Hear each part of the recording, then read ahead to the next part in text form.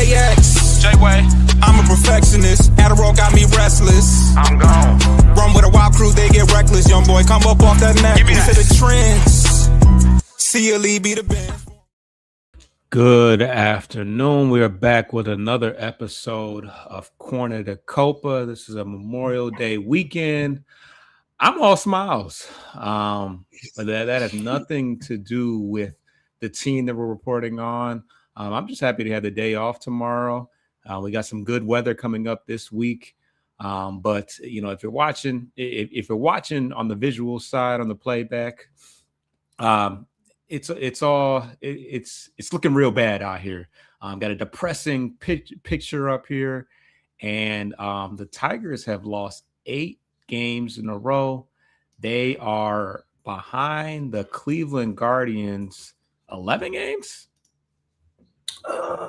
Yes, 11 games. Yes, 11 games going into game 2 of the series that I can't even. I mean, admittedly, I'll check out the game. I mean, what else do I have going on? But after that game today, I'm pretty dejected. I'm pretty down in the dumps about the team.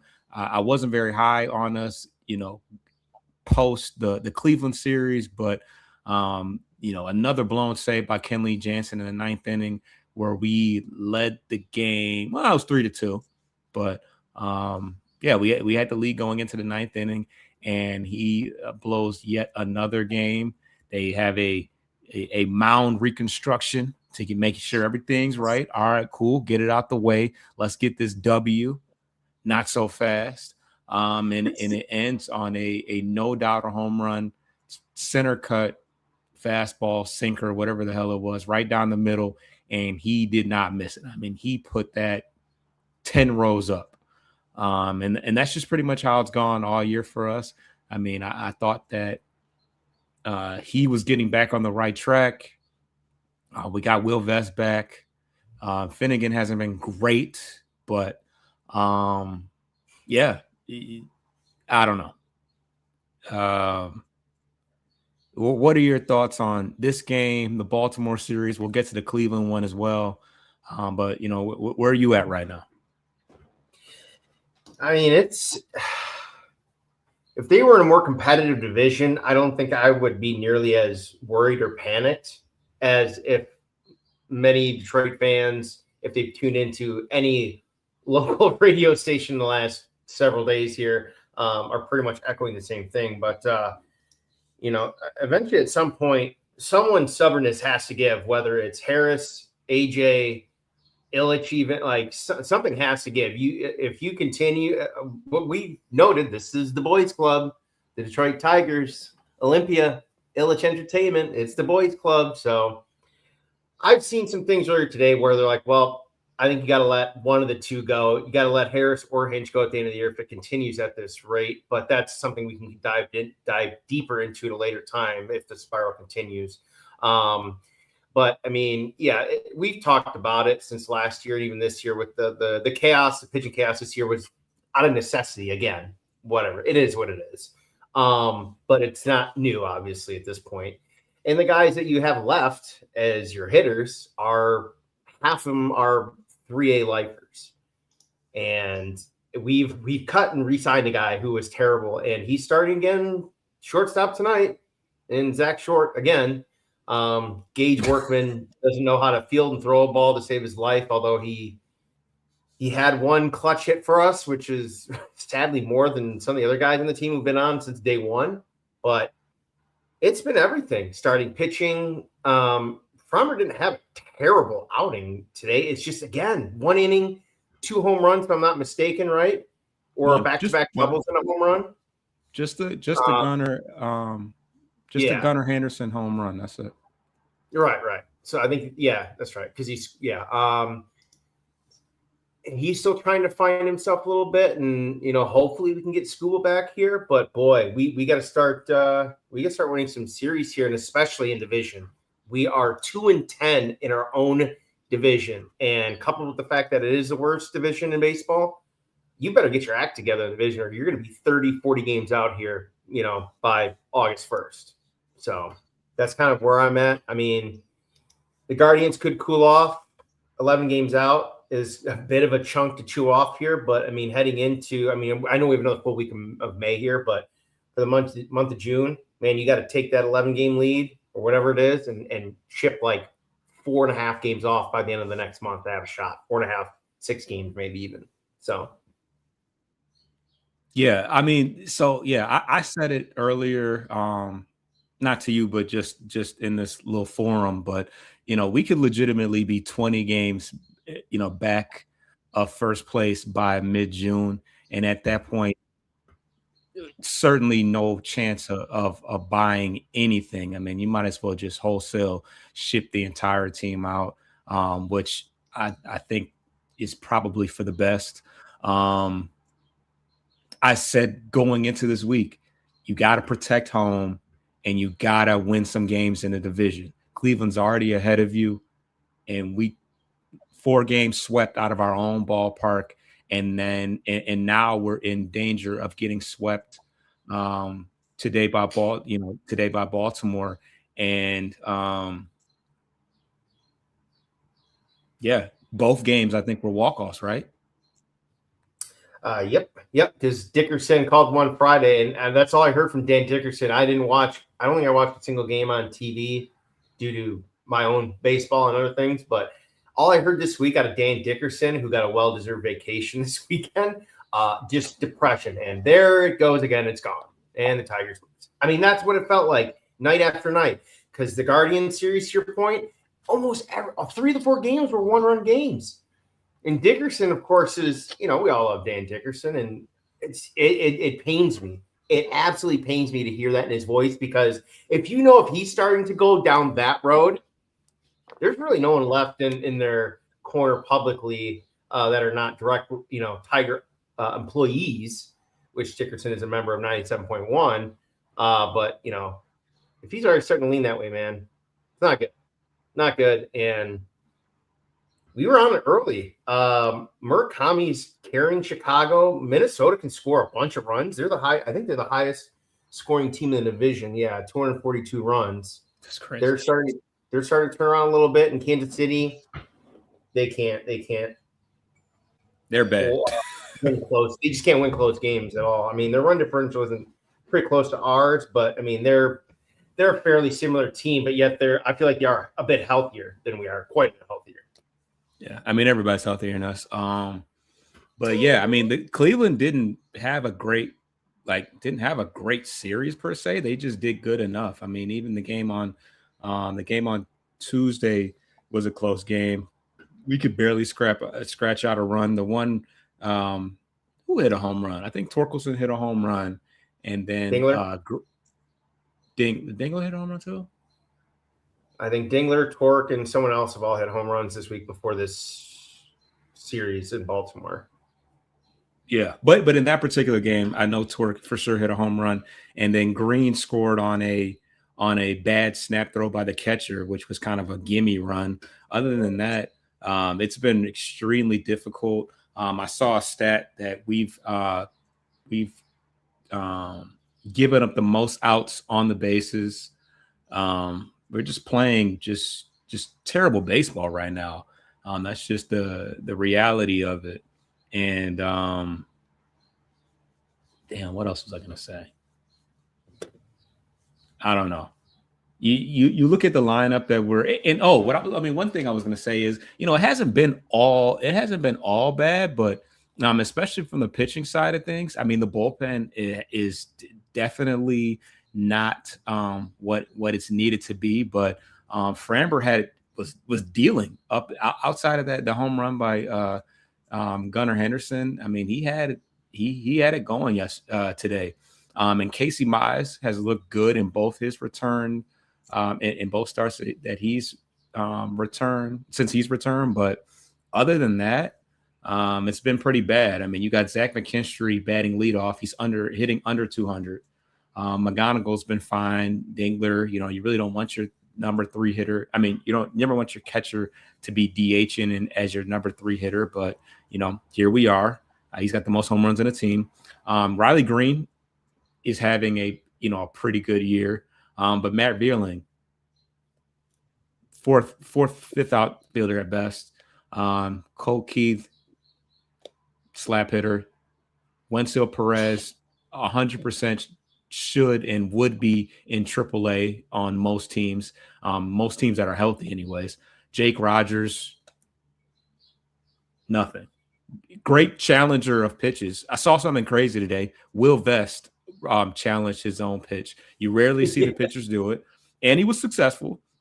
But that's another new milestone for me. My first time seeing a pitcher challenge. Zach Short, as the comment says here, I don't know if you can read it, playing Zach Short just seems like a troll at this point. Like, I mean, if there was ever an indication, because baseball teams don't really tank, it doesn't really pay to tank. A number one pick is not going to turn around your franchise. But some of the lineups and some of the decisions that we're making, it's just makes you wonder what is really going on. And, the Tigers have had a bit of a black eye as far as the outlook of the organization and the dugout and, like you said, the boys club. And, I think that it's time to do away with the fraternity that is the McKinstries and Vierlings and the Jake Rogers. These guys have been around long enough. I think that we have, I think we've squeezed all that we can get out of these guys talent-wise.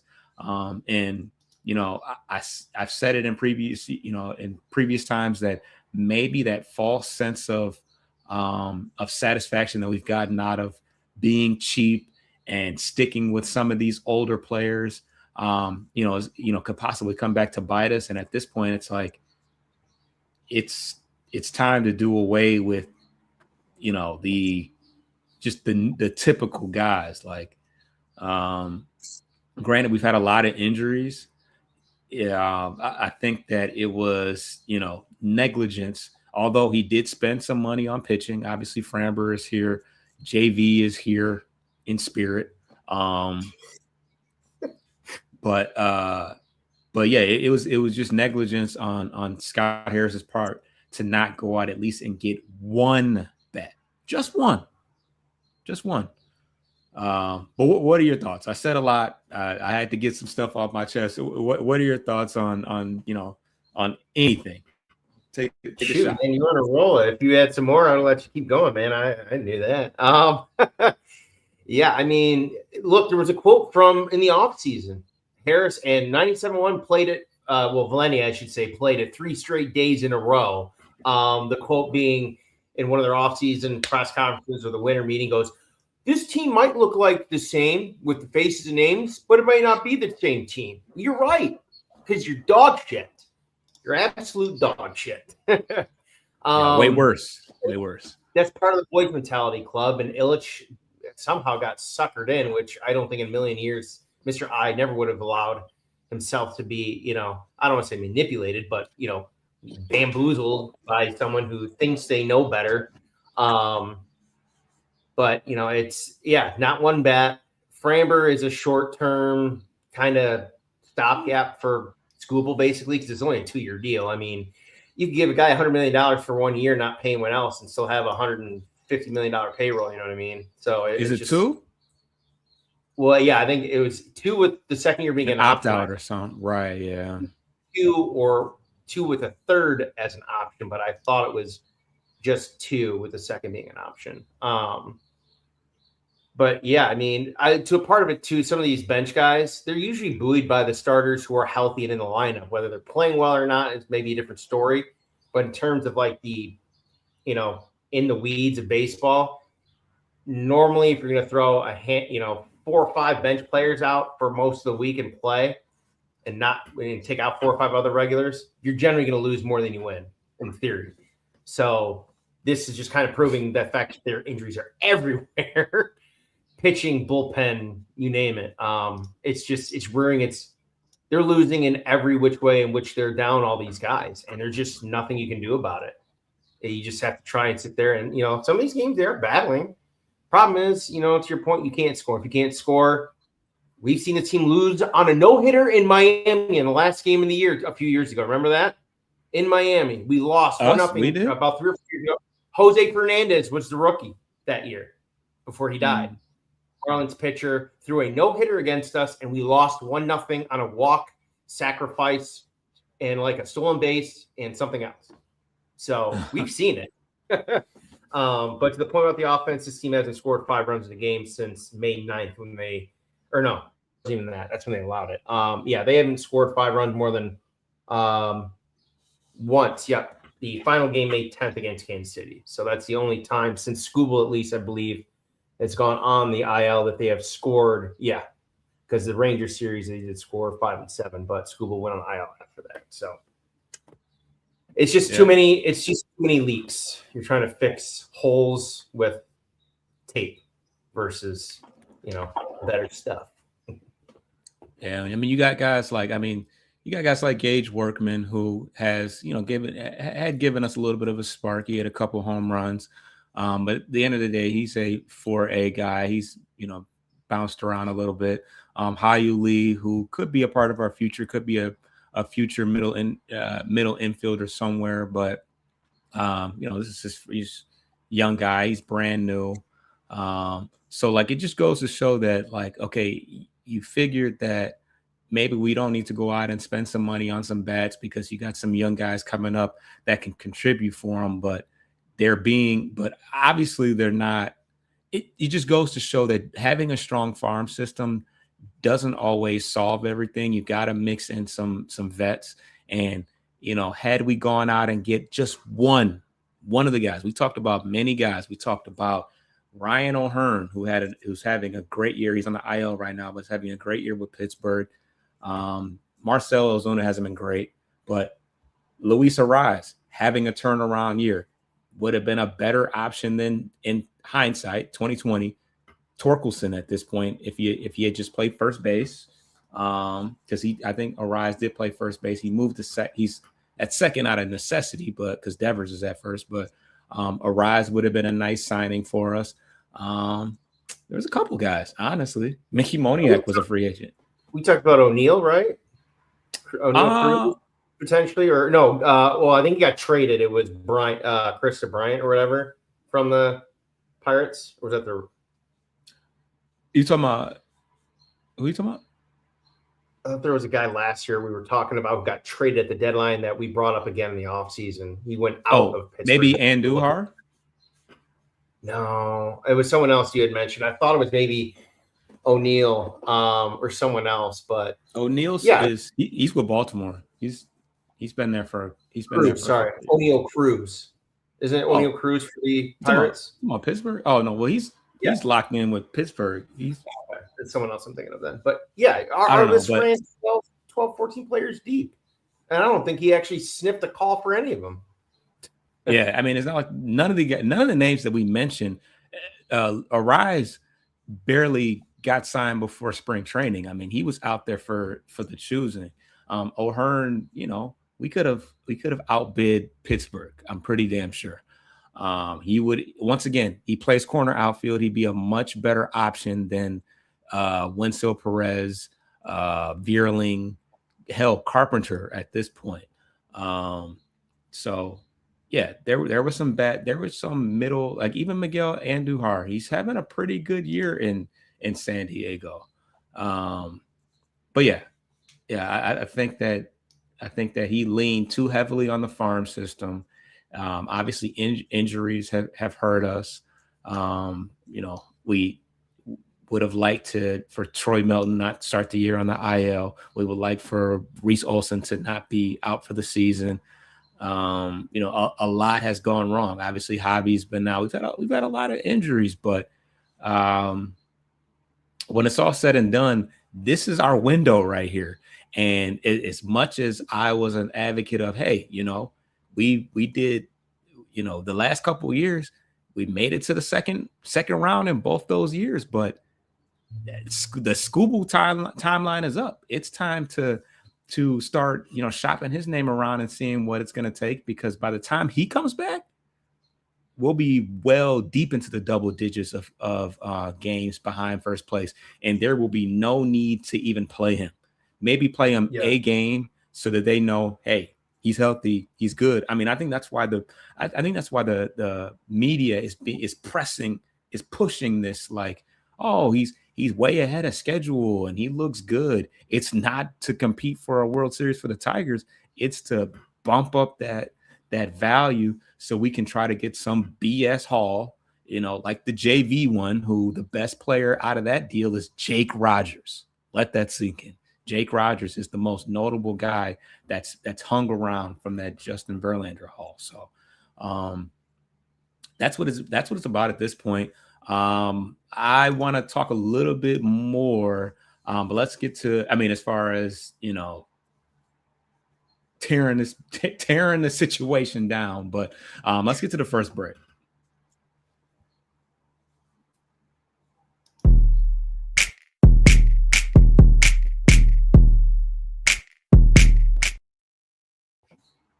So the question is, who is worth holding, who's worth holding on to at this point? Because I think the list is much smaller as far as, who I'm hell bent on holding on to going into next year than who could get shipped out the door. But who do you have in the back of your mind that we need to be building or, should be secured for the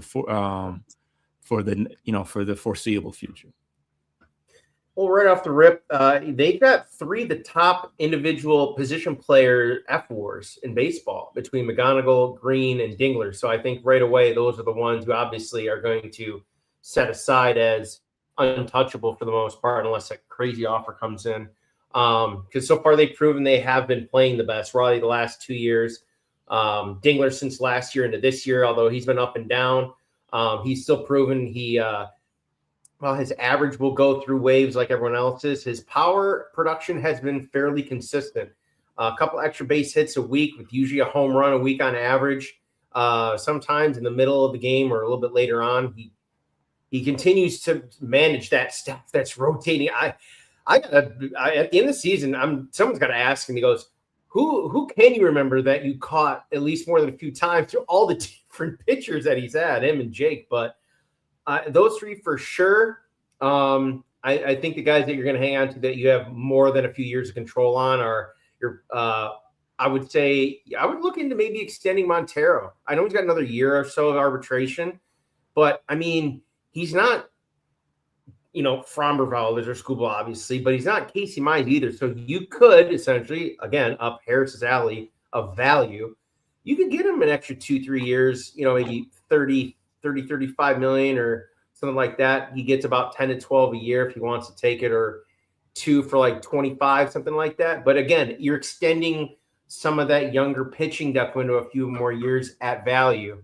And then you would still have Job, Olsen as your other three, depending. And then obviously you would have Frommer for next year if the option's picked up, or if it is indeed a 2 year, then obviously he's on next year. So you got a lot of guys coming back in the rotation. But bullpen, I don't know. Finnegan's on a 1 year deal. You could try to reoffer him a one more year deal.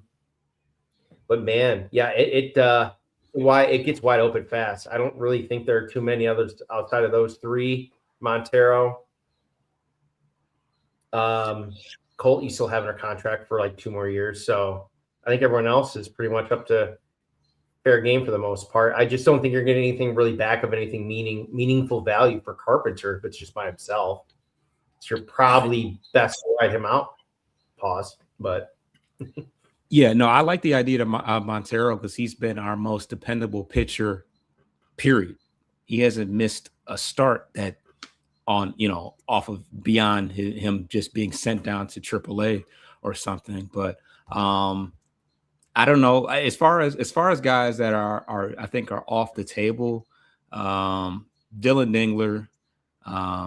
I think you re-signed Riley Green. He's having another All-Star year. Obviously, McGonigal's locked in long term. Framber is obviously locked in long term.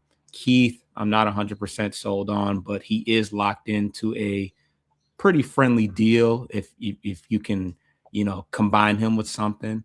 I'm kind of back on the Mize train. He's looked good since he's been back. He's injury prone, but he's putting together another, obviously he doesn't have the wins to back it, but he's having another all-star caliber. As far as the metrics are concerned, his ERA, he's got a 2.47 ERA. A ton of weak contact. He's throwing a lot of strikes. The K rate is up. He's been our best pitcher outside of Framber, to be honest. He does spend about at least he does have one stint on the IL per year. That's kind of standard, but he's 29. Oh my God. I was just about to say that. I saw that when I moved in closer to the camera. I'm like, wait a second, he's as old as Scooble. I didn't know that. Yeah. I mean, you can extend him, but it might very well be the last, sizable contract he gets in terms of a multi-year, because I don't think he's ever had a multi-year deal, at least. No. What would you frame it in terms of years and total dollars? What would you be? It's just the ballpark. Doesn't have to be anything that will hold a receipt to. Damn, I don't know. I got my number. Before you say it, cheap? So it's something for way more than $12 million. He's had one healthy year, and that was last year. And he's pretty much, other than your blip of the IL trip this year, he's to your point. Remember 2 years ago where he had that 60-day stint? Yeah.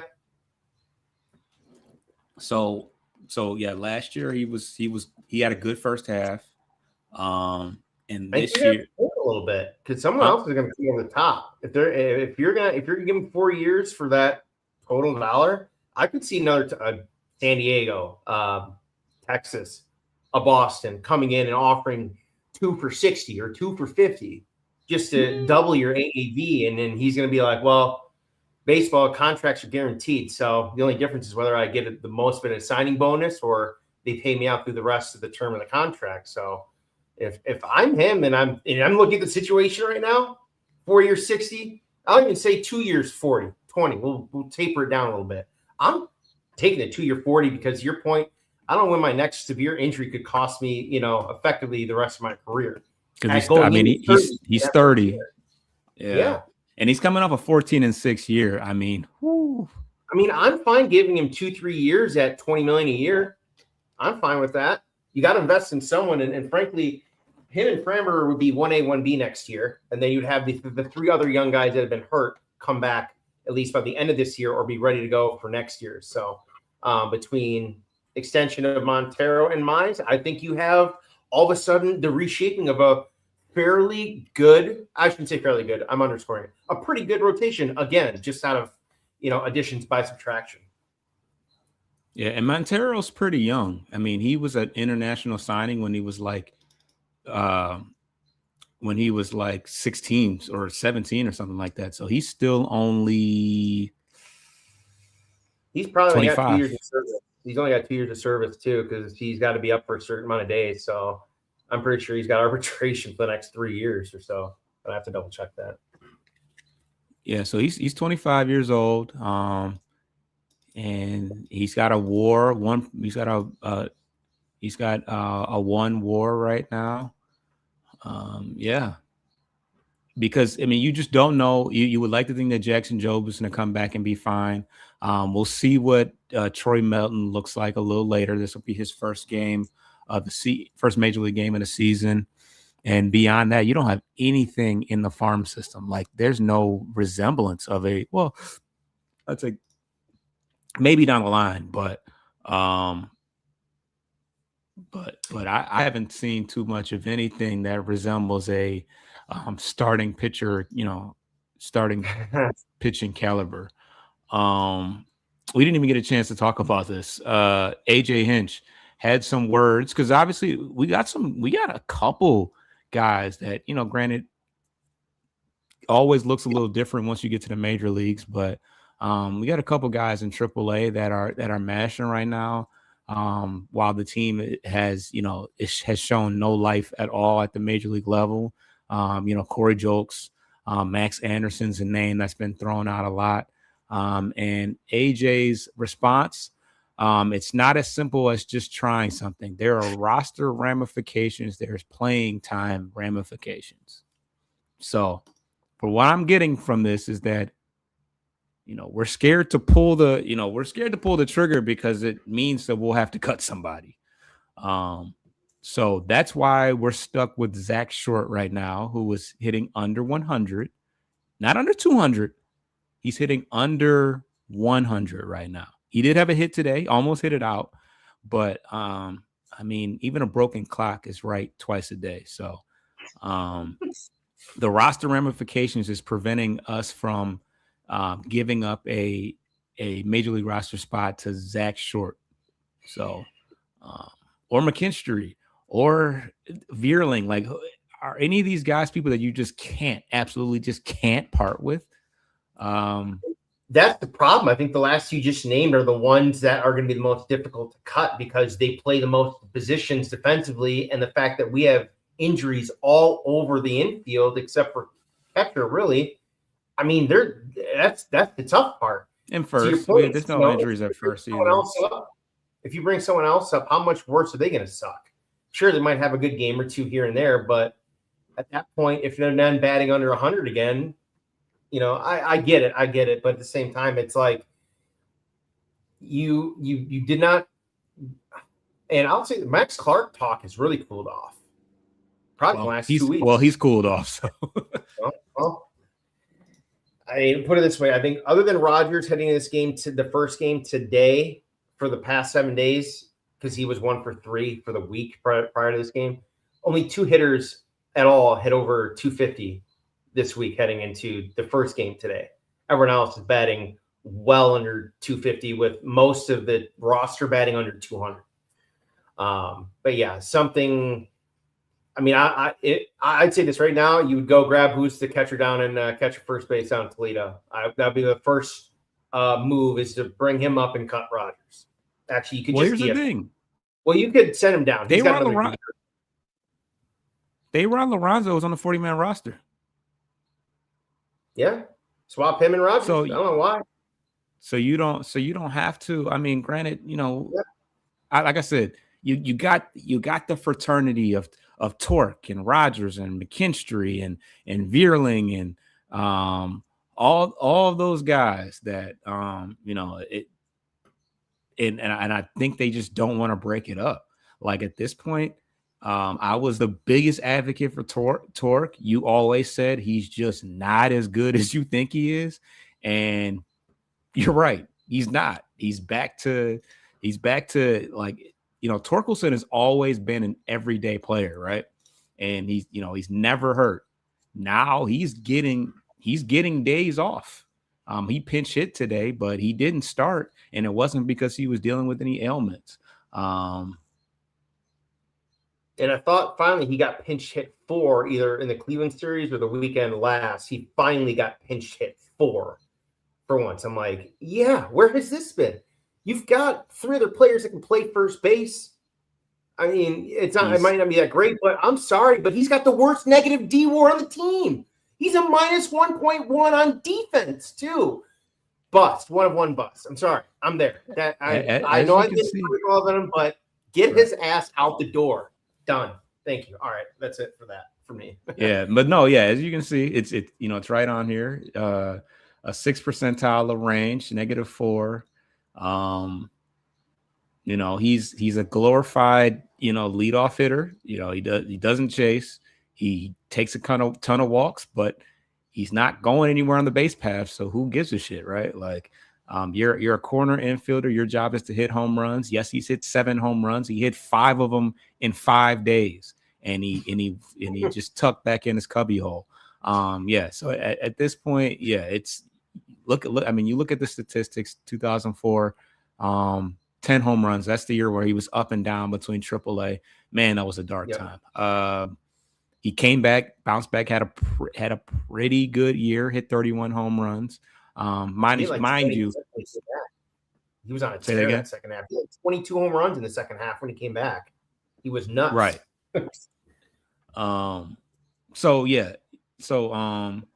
So yeah, and he's back to that. He's an every other year type of guy, pretty much.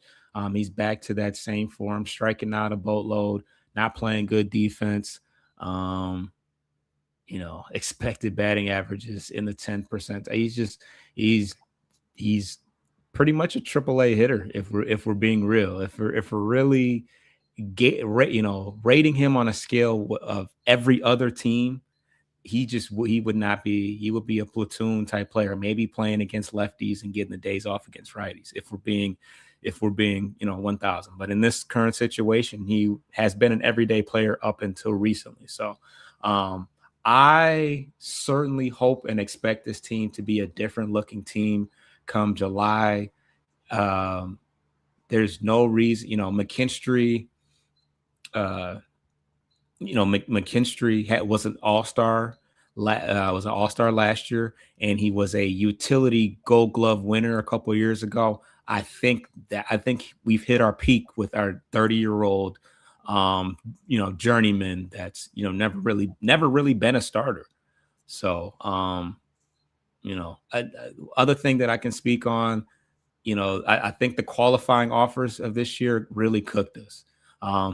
Another thing that you kind of said, hey, Flaherty, he fucked us. I mean, he's been awful, and he pitches every damn outing. He does not miss an outing. Him and Torque never miss a game. They really don't, and it's like, man, could you please? But outside of that, Torres, I feel like they just glued him together for the beginning of the year, and he finally just unraveled. And you could tell by the bat speed was down drastically. He just wasn't healthy, and they fought it as long as they could. But he's another guy that is, you probably need to take your time with him when he comes back, prop him up, shine him all up, make him look real nice, and see if you can trade him back to the Yankees for something, because he's going to be, we weren't going to re-sign him next year anyways. He knew to take the money because he knew to take that money. Nobody was paying him shit. So, but yeah, I'm almost to the point until I'm ready to see, let's see Trey Cruz. He's back healthy now. Dayron Lorenzo, he's on the 40-man roster. These are guys that you don't have to make room for. You just got to send somebody down. And how many players can say they don't deserve to be sent down? Wenceel Perez. I'm sorry, though. Cruz can play center, right? He can play anywhere. He can literally play anywhere. If I have to suffer another game with Wenceel Perez in center field and he doesn't get traded up, I don't have any words for that. I mean, Perez is already he's a slightly below average fielder defensively, and he certainly does not have the range to play center field, but I get it. Vierling can only play out so often, and McKinstry's needed in the infield so much that he can't get out there to play center to give Vierling a day off. But to your point on that too, I think you keep one at most of those between those two journeyman guys after the offseason, just for value and the flexibility alone. One of them is still pretty ultra valuable from, I think, probably Zach, just because he literally plays everywhere, including the outfield, just not first base, although I'm sure he can. He's just small. But Flaherty, 2-pitch pitcher. I tell you, we go back to that rejected trade by the Yankees. I want to know what was in that medical report that they were like, no, we don't like what we see on your shoulder. The Dodgers were like, F it. We're loaded. We just need him to be a supplemental guy. That's it. We don't need him to be an ace. I forgot about that, honestly. Yeah, and then Gleyber, I think he really took advantage of a small park with the Yankees, and defensively, we know that his limitations won't move, but I think he had a good year last year, I thought, at least in person. He didn't really make too many errors, but this year, I don't know, like to your point, carryover from the hernia surgery, not quite 100% healthy, has slowed his bat speed down and ultimately his production down in both sides, with the bat and with the glove. But there needs to be a decent overhaul of guys that are on the 26-man at least come the trade deadline, and certainly after the end of the season. But we'll hold that last part for later in the year. All right, another epic rant. Let's get to a break and let's see what else we can talk about before we wrap this joker up.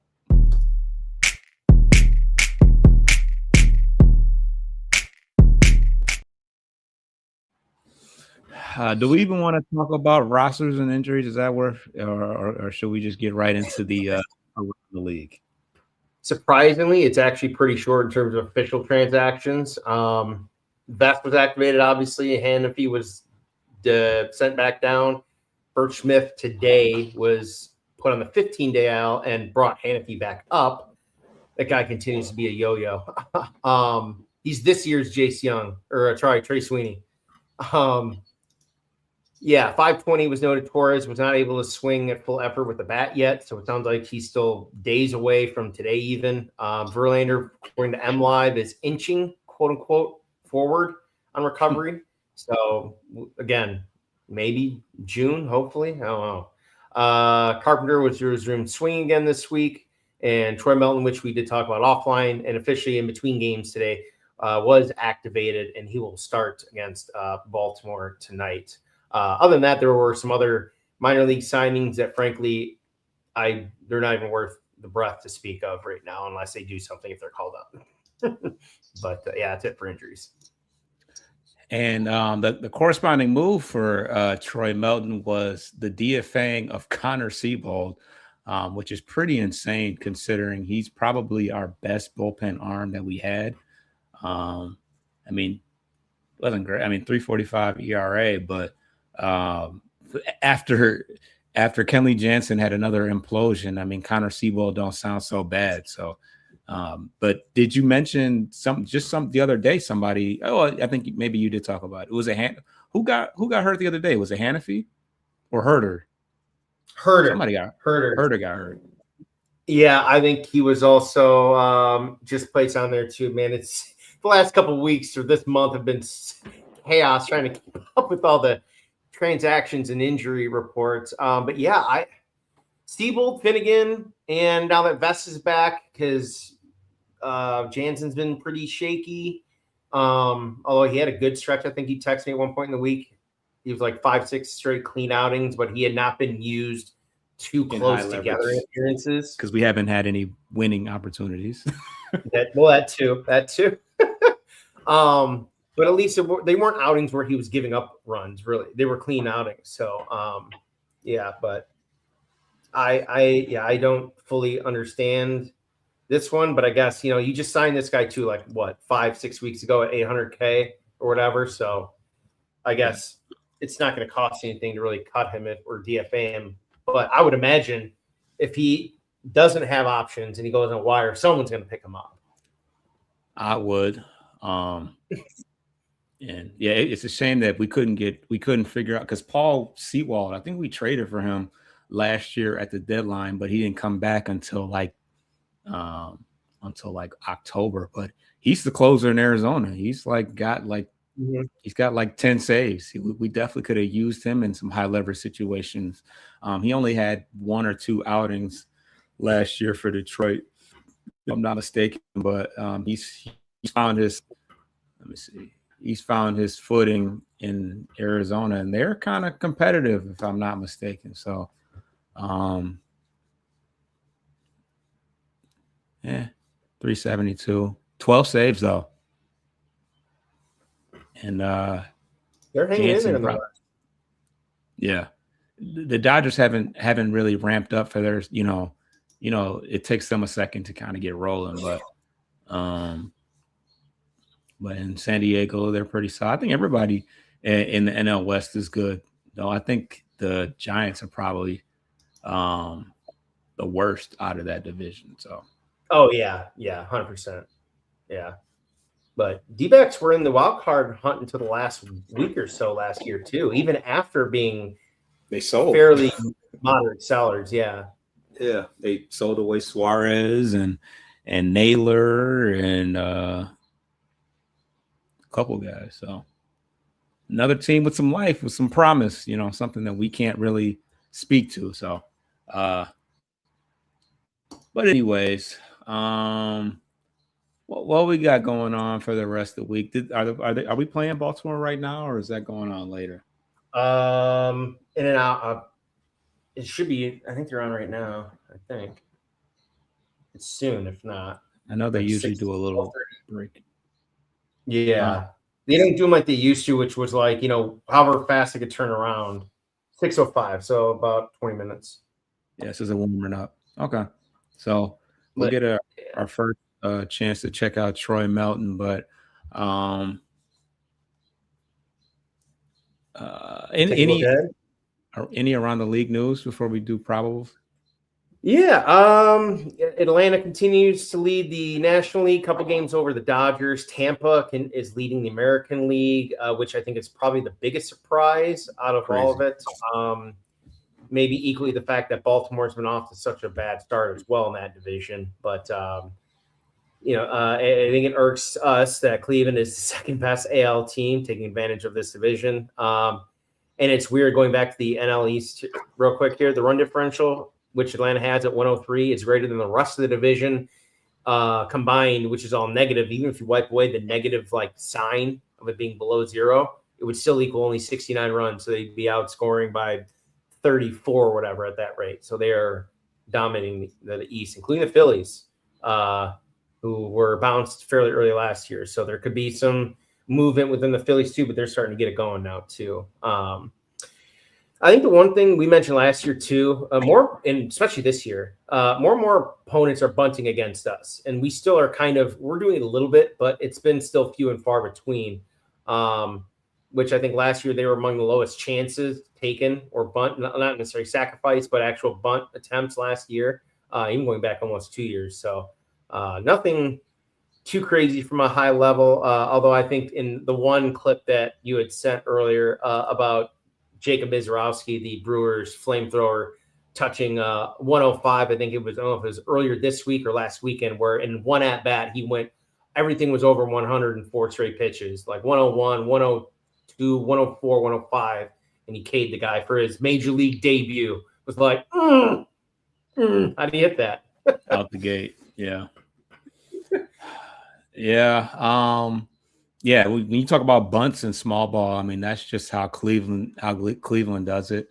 I was listening to them on the radio and how they, it's not just the coaching aspect of it. Of course, that's what they preach. That's how they play. But they draft guys that specifically, that's their brand of baseball. Travis Bazzana, their number one pick from a couple of years ago, plays defense. He hits. He can hit a little bit. He can run. Not a big power guy, but he just plays that same Steven Kwan style of baseball. Jose Ramirez, you look at him and he doesn't seem like he's in that much shape, but that dude can fly. Like, he seems kind of like a chubbier, chunkier dude, but that dude is a exceptional athlete. And he's 100% bought into that brand of baseball. They're playing really well. They got some young guys. They got Parker Messick, who we saw the other day. They got some nasty guys at the bullpen. They got a crazy closer, Sobrowski, back there. I mean, that team, I sound like a Guardians fan right now, but it's good baseball. It's 10 times better than anything that we're playing right now. So, they got Chase DeLauder. He's a young guy. They just look really good. And that farm system as a whole is one of the best in baseball. So I say all that to say this: pack it up. The Tigers we haven't played the White Sox yet, but they're going to be a problem too. They're not just going to roll over. We saw what the Twins did. We saw what the Twins did. And the Royals, it seems as if we've had the Royals number for the last couple of years. Don't really know what to make of it. They have some pretty good pitching. They have one of the best players in all of baseball in Bobby Witt. But they're just garbage. I think they're tied. They're ahead of us, I think, still, but that's only because we haven't won a game, half the month. So that's neither here nor there. Who do we have? Who do we have coming up this week? Yep. So after the doubleheader today, they get an off day on Memorial Day to travel back home before they face the Angels for 3 starting Tuesday. It'll be Montero against Kochanowicz or Kokonowitz. Wednesday will be Mize against Soriano. Thursday, Jack Flaherty against Rodriguez, and then they will travel to the south side, I believe, for the White Sox. Friday will be Valdez against Schultz. Saturday is technically scheduled as TBD, but I would imagine that's going to be Melton unless it's earlier in the week for some reason, like if they want to bump Flaherty, but that might be a little too soon for days rest against K. And then Sunday to wrap up will be Kiter Montero against Burke. And a short look ahead beyond that with a 3-game trip at Tampa, followed by a 3-game home series against the Mariners. So yeah, not gonna get any better. More divisional opponents ahead. I mean, it's not gonna get any easier. I'll say that. It can't get much worse. So, and I, part of me in the back of my head, I said, okay, all right, we're up 3-1 because we were up 3-1 initially. I'm like, okay, still a victory. Even though I haven't felt settled with Kenley Jansen all year, as high as I was on him, because he was so good last year. He blew like 1 save last year. I think he's already doubled, tripled what he had all of last year. So maybe in the end of the road for him. And maybe we'll look back on this and be like, man, we really had some low times. Look at us now. But I just can't see Cleveland falling. I just can't see Cleveland falling apart. And like I said, there's more than Cleveland to contend with. Minnesota. You said Minnesota. Didn't you say Minnesota had is scoring a ton of runs or something? What did you say? I think they're the highest scoring team in the division. Wow. Like 240 runs scored so far, roughly. Let me and that's not surprising because Cleveland doesn't really score a lot of runs, to be honest. And they didn't score a lot of runs versus us. They just scored enough. So yeah, to your point, the small ball thing, man. If we did a little bit of that, we probably could have split that series at worst instead of getting swept. Quan,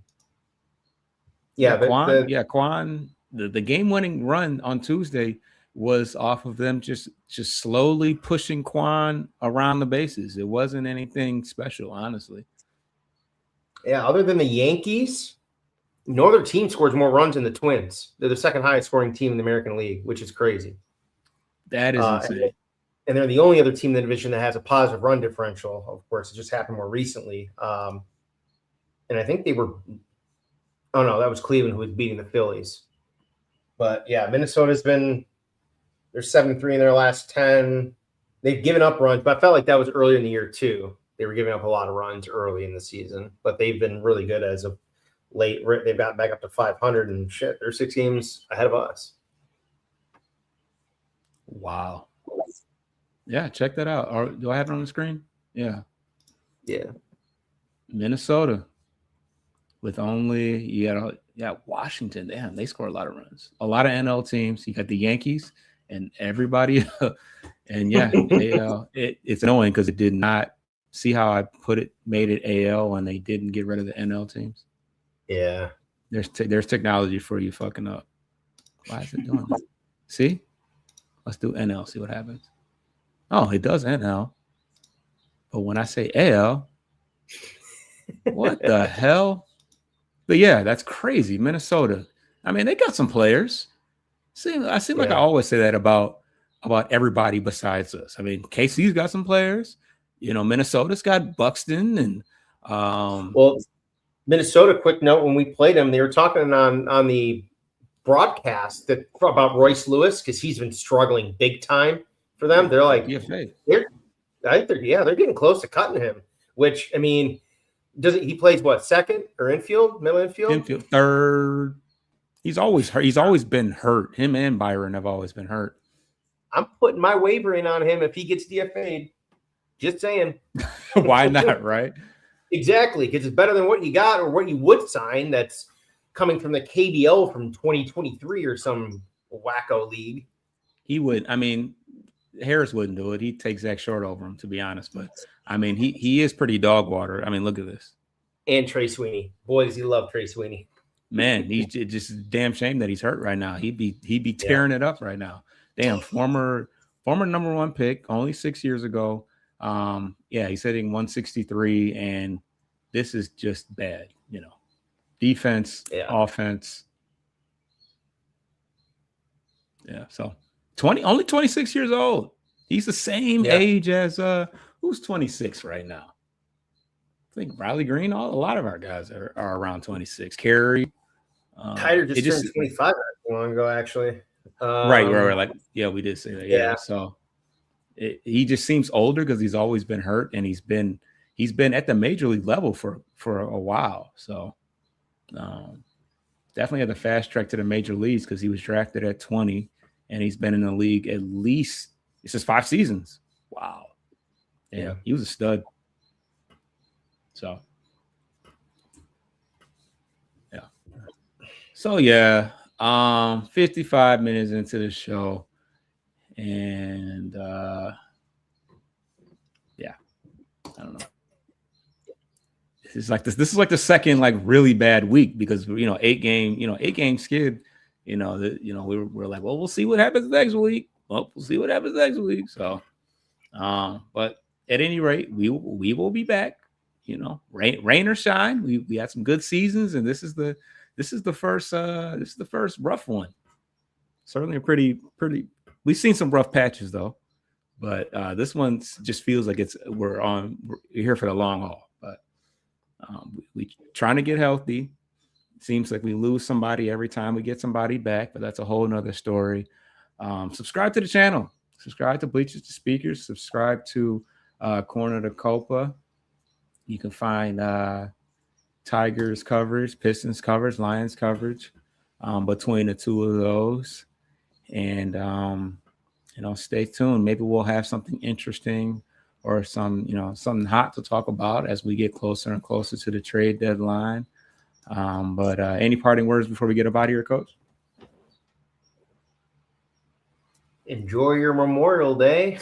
Yeah.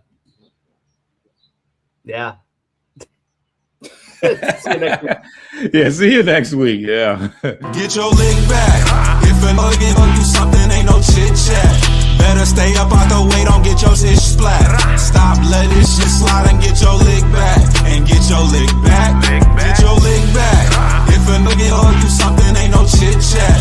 Better stay up out the way.